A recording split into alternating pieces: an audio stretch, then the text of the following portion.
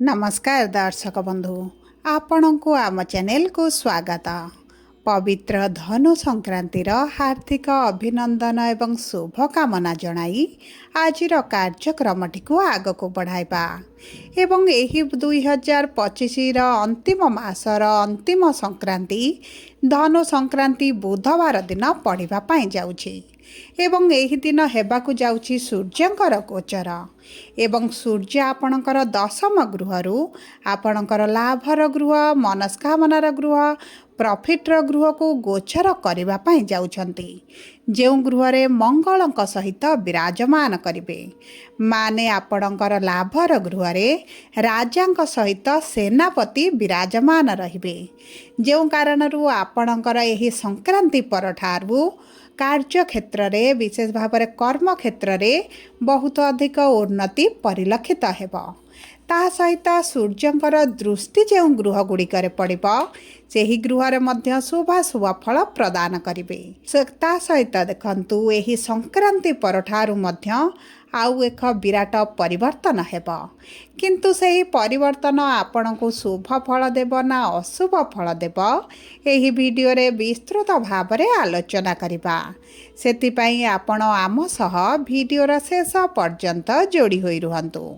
देखंतु आपणक राशिर स्वामी शनि वर्तमान मार्गी स्थिति रे अछंती माने आपण को शुभ फल प्रदान करिवे।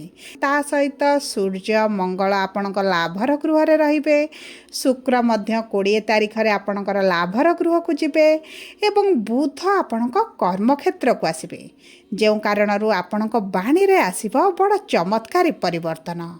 तेबे भिडियोटी आरंभ करने पूर्व जदि आपणकर कुंभ राशि होइथाए एवं आपण भी ईश्वर को आंतरिक भक्ति एवं विश्वास करती तेबे भिडियोटी को लाइक करंतु कमेंट बॉक्स रे जय जगन्नाथ जय माँ लक्ष्मी अवश्य लिखि दियंतु।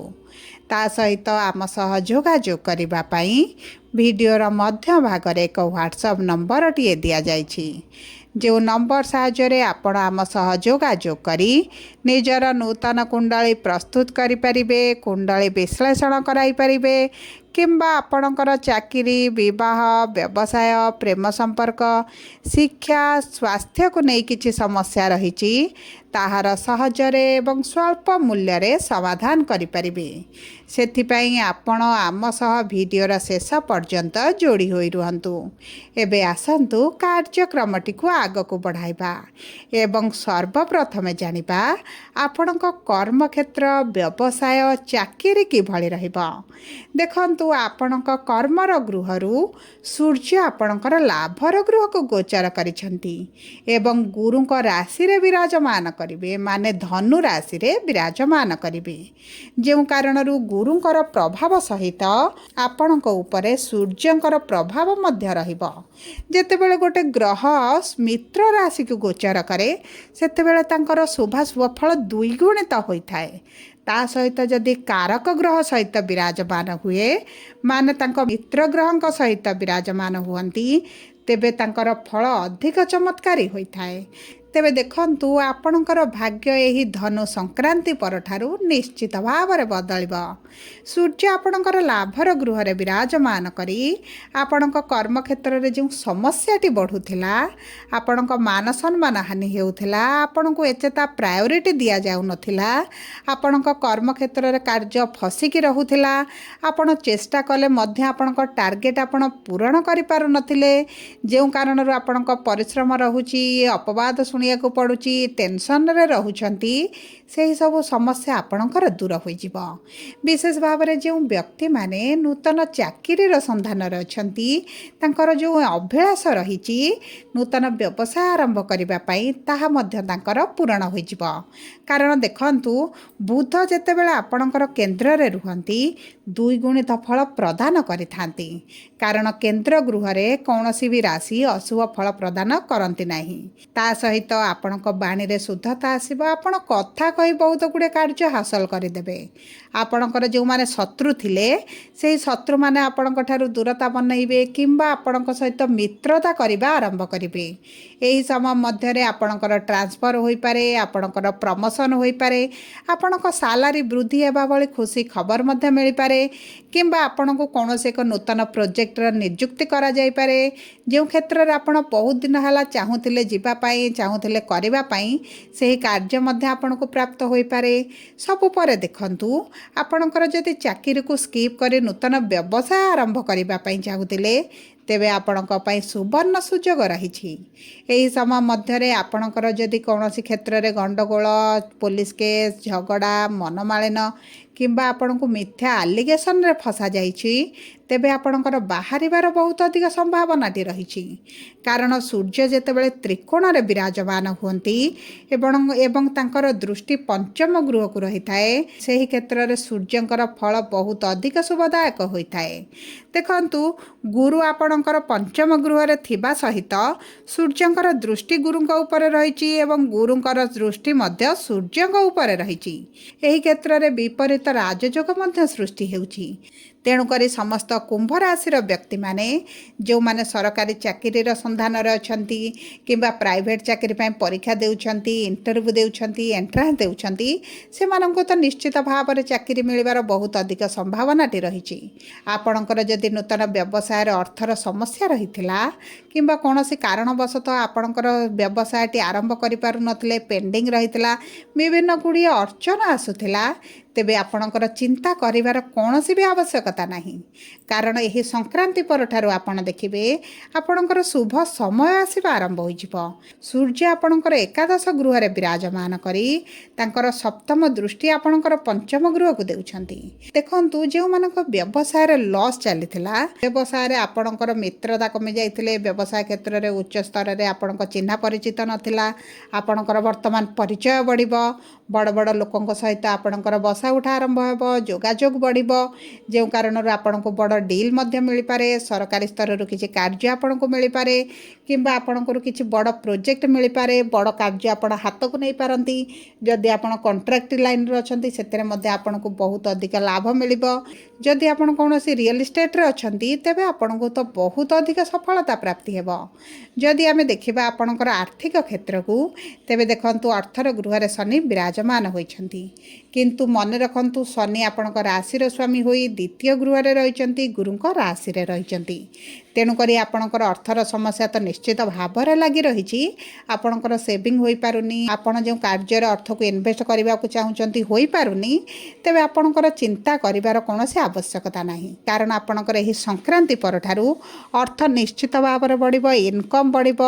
ଯେଉଁ କାରଣରୁ ଆପଣଙ୍କର ଅର୍ଥର ସମସ୍ୟାଟି ଯେଉଁ ଦେଖାଯାଉଛି, ଯେଉଁ ଚକ୍ରବ୍ୟୁହରେ ଫସିଛନ୍ତି, ସେଥିରୁ ଆପଣ ବାହାରକୁ ଆସିବେ। ତା ସହିତ ଆପଣଙ୍କର ଅର୍ଥ ଯଦି କେଉଁଠି ଫସିକି ରହିଛି, ମିଳିପାରୁନଥିଲା, ତାହା ମଧ୍ୟ ଆପଣଙ୍କୁ ପ୍ରାପ୍ତ ହୋଇଯିବ।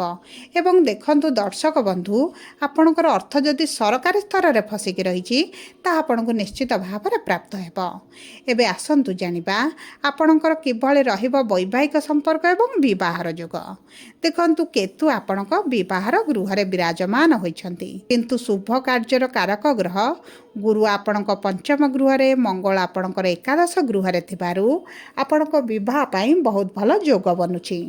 ଆପଣଙ୍କର ମନପସନ୍ଦର ବିବାହ ପ୍ରସ୍ତାବ ଆସିବ। ଆପଣଙ୍କ ବିବାହରେ ଯେଉଁ ବାଧା ବିଘ୍ନ ଆସୁଥିଲା, ଅର୍ଚନା ଆସୁଥିଲା, ବିବାହ ହୋଇପାରୁନଥିଲା ଏବଂ ଆପଣଙ୍କର କୌଣସି ଶତ୍ରୁ ବୃଦ୍ଧି କାରଣରୁ ବିବାହ ପ୍ରସ୍ତାବ ଭାଙ୍ଗି ଦେଉଥିଲେ, ତେବେ ଏହିସବୁ ସମସ୍ୟା ଆପଣଙ୍କର ଦୂର ହୋଇଯିବ। ଆପଣଙ୍କ ବିବାହ ଠିକ୍ ହୋଇ ରହିପାରେ କିମ୍ବା ଆପଣଙ୍କର ବିବାହ ମଧ୍ୟ ଆଗକୁ ହୋଇପାରେ। ତା ସହିତ ଯଦି ଆପଣଙ୍କ ବୈବାହିକ ସମ୍ପର୍କକୁ ଦେଖିବା, ତେବେ ଦେଖନ୍ତୁ, ସମ୍ପର୍କ ଆପଣଙ୍କର ପୂର୍ବରୁ ଯେଉଁଭଳି ପରିସ୍ଥିତିରେ ଥିଲା, ଏବେ ନିଶ୍ଚିତ ଭାବରେ ଧୀରେ ଧୀରେ ପରିବର୍ତ୍ତନ ଦେଖିବେ। କାରଣ କେତୁ ଯେହେତୁ ଆପଣଙ୍କ ବିବାହର ଗୃହରେ ଅଛନ୍ତି, କିଛିଟା ସମସ୍ୟା ନିଶ୍ଚିତ ଭାବରେ ସୃଷ୍ଟି କରୁଛନ୍ତି। ମନମାଳିନ ମତଭେଦ କରାଉଛନ୍ତି, ଆପଣଙ୍କ ଉଭୟଙ୍କ ମଧ୍ୟରେ ଛୋଟ ଛୋଟ କଥାରେ ଝଗଡ଼ା କରାଉଛନ୍ତି, ଉଭୟଙ୍କ ମଧ୍ୟରେ ସନ୍ଦେହ ବଢ଼ୁଛି, ଯେଉଁ କାରଣରୁ ବୈବାହିକ ସମ୍ପର୍କ ଏତେଟା ଆପଣଙ୍କର ଭଲ ରହିନାହିଁ। କିନ୍ତୁ ଆପଣଙ୍କର ଚିନ୍ତା କରିବାର କୌଣସି ଆବଶ୍ୟକତା ନାହିଁ, କାରଣ ବୈବାହିକ ସମ୍ପର୍କରେ ଧୀରେ ଧୀରେ ପରିବର୍ତ୍ତନ ଆସିବ। ଯଦି ଆପଣ ପରିବାରଠାରୁ ଅଲଗା ରହିବା ପାଇଁ ଚାହୁଁଛନ୍ତି, ତାହା ମଧ୍ୟ ଆପଣଙ୍କର ହୋଇପାରେ। ଯଦି ଆପଣଙ୍କର ଡିଭୋର୍ସ ଭଳି ପରିସ୍ଥିତି ଚାଲିଛି, ଆପଣ ମେଣ୍ଟେନାନ୍ସ ଚାହୁଁଛନ୍ତି, ଜଲ୍ଦି ଡିଭୋର୍ସ ହେଇଯାଉ ବୋଲି ଚାହୁଁଛନ୍ତି, ତାହା ମଧ୍ୟ ଆପଣଙ୍କର ହୋଇଯିବ। ଏବେ ଆସନ୍ତୁ ଜାଣିବା କିପରି ରହିବ ଆପଣଙ୍କର ଶିକ୍ଷା, ସନ୍ତାନର ଯୁଗ ଏବଂ ପ୍ରେମ ସମ୍ପର୍କ। ଦେଖନ୍ତୁ, ପଞ୍ଚମ ଗୃହ ହେଉଛି ଆପଣଙ୍କର ସନ୍ତାନର ଗୃହ, ପ୍ରେମ ସମ୍ପର୍କର ଗୃହ, ଶିକ୍ଷାର ଗୃହ। ଗୁରୁ ଯେହେତୁ ପଞ୍ଚମରେ ରହିବେ, ଆପଣଙ୍କ ପ୍ରେମ ବିବାହ ହେବାର ମଧ୍ୟ ବହୁତ ଅଧିକ ସମ୍ଭାବନା ଅଛି। ତା ସହିତ ଯେଉଁମାନେ ଦ୍ୱିତୀୟ ବିବାହ କରିବା ପାଇଁ ଚାହୁଁଛନ୍ତି, ତେବେ ମଧ୍ୟ ଆପଣଙ୍କ ପାଇଁ ଭଲ ସମୟ ରହିଛି। ଆପଣଙ୍କ ଶିକ୍ଷା କ୍ଷେତ୍ରରେ ଆପଣଙ୍କୁ ଆକାଶ ଛୁଆଁ ସଫଳତା ପ୍ରାପ୍ତି ହେବ।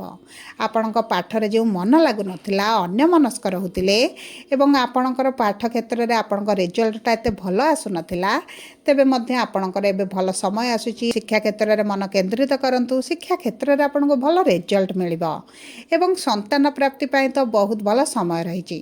ପୂର୍ବରୁ ଯେଉଁ ନିରାଶତା ଦେଖୁଥିଲେ, ତାହା ଆପଣଙ୍କର ଦୂର ହୋଇଯିବ। ସନ୍ତାନ ପ୍ରାପ୍ତି ପାଇଁ ଯୋଗ ଆପଣଙ୍କର ଏହି ଧନୁ ସଂକ୍ରାନ୍ତି ଠାରୁ ଆରମ୍ଭ ହୋଇ ସମ୍ପୂର୍ଣ୍ଣ 2026 ବର୍ଷଟି ମଧ୍ୟ ଆପଣଙ୍କ ପାଇଁ ରହିଛି। ଆପଣଙ୍କର ଯଦି ବିଳମ୍ବ ହେଲାଣି, ଡାକ୍ତରଙ୍କ ସହ ଯୋଗାଯୋଗ କରନ୍ତୁ। ନିଶ୍ଚିତ ଭାବରେ ସନ୍ତାନ ପ୍ରାପ୍ତି ହୋଇଯିବ। ଏବଂ ଯଦି ଆପଣଙ୍କ ସନ୍ତାନଙ୍କ ସହିତ କିଛି ଦୂରତା ରହିଯାଇଛି, ମନମାଳିନ, ମତଭେଦ ଚାଲିଛି, ତେବେ ମଧ୍ୟ ଆପଣଙ୍କ ସହିତ ସମ୍ପର୍କ ମଧୁର ହୋଇଯିବ। ଏବେ ଆସନ୍ତୁ ଜାଣିବା କିପରି ରହିବ ଆପଣଙ୍କ ସ୍ୱାସ୍ଥ୍ୟ। ଦେଖନ୍ତୁ, ସ୍ୱାସ୍ଥ୍ୟ ଆପଣଙ୍କ ପ୍ରଥମ ଗୃହରୁ ଜଣାପଡ଼େ ଏବଂ ସ୍ୱାସ୍ଥ୍ୟର ଗୃହରେ ରାହୁ ବିରାଜମାନ ହୋଇଛନ୍ତି। କିନ୍ତୁ ଆପଣଙ୍କ ରାଶିର ସ୍ୱାମୀ ଯେହେତୁ ଦ୍ୱିତୀୟ ଗୃହରେ ଅଛନ୍ତି, କିଛିଟା ଗଳା, ତଣ୍ଟି, ପାଟିରେ କିଛିଟା ଯନ୍ତ୍ରଣା ଦେଖିପାରନ୍ତି। ଦାନ୍ତ ସମସ୍ୟା ମଧ୍ୟ ବଢ଼ିପାରେ। କିନ୍ତୁ ଆପଣଙ୍କର ପୂର୍ବରୁ ଯଦି କିଛି ସ୍ୱାସ୍ଥ୍ୟ ସମସ୍ୟା ଥିଲା, ତାହା ଦୂର ହୋଇଯିବ, କାରଣ ଗୁରୁଙ୍କର ନବମ ଦୃଷ୍ଟି ଆପଣଙ୍କ ରାଶିରେ ରହୁଛି। ତା ସହିତ ଆପଣଙ୍କର ସ୍କିନ୍ ରିଲେଟେଡ୍ ସମସ୍ୟା ଟିକେ ବଢ଼ିପାରେ। ସେଥିପ୍ରତି ମଧ୍ୟ ଆପଣଙ୍କର ସ୍ୱାସ୍ଥ୍ୟକୁ ଟିକେ ଯତ୍ନ ନିଅନ୍ତୁ। ସବୁ ପରେ ଅଶୁଭତ୍ୱ ଦୂର କରିବା ପାଇଁ ଆପଣ ପ୍ରତିଦିନ ସୂର୍ଯ୍ୟଙ୍କୁ ପ୍ରାତଃ ସମୟରେ ତମ୍ବା ପାତ୍ରରେ ଜଳ ଅର୍ପଣ କରନ୍ତୁ। ଶନିଙ୍କର ବୀଜ ମନ୍ତ୍ର 108 ଥର ସନ୍ଧ୍ୟା ସମୟରେ ଜପ କରନ୍ତୁ। କଳା କୁକୁରଙ୍କୁ କିଛି ଖାଦ୍ୟ ଖାଇବା ପାଇଁ ଦିଅନ୍ତୁ ଏବଂ ଚେଷ୍ଟା କରନ୍ତୁ କାଉଙ୍କୁ କିଛି ପ୍ରାତଃ ସମୟରେ ଖାଦ୍ୟ ଦେବା ପାଇଁ ଏବଂ ଗୋମାତାଙ୍କର ସେବା କରନ୍ତୁ। ପ୍ରତି ଶନିବାର ଏବଂ ମଙ୍ଗଳବାର ଦିନ ହନୁମାନଙ୍କ ପାଦରେ ଚମେଲି ତେଲ ଘର୍ଷଣ କରିବା ପାଇଁ। ଯଦି ଆପଣଙ୍କର କୁମ୍ଭ ରାଶି ହୋଇଥାଏ, ଭିଡ଼ିଓଟି କିଭଳି ଲାଗିଲା କମେଣ୍ଟ ବକ୍ସରେ ଲେଖି ଜଣାନ୍ତୁ। ଯଦି ପ୍ରଥମ ଥର ଆମ ଚ୍ୟାନେଲକୁ ଆସିଛନ୍ତି, ଚ୍ୟାନେଲଟିକୁ ସବସ୍କ୍ରାଇବ୍ କରନ୍ତୁ।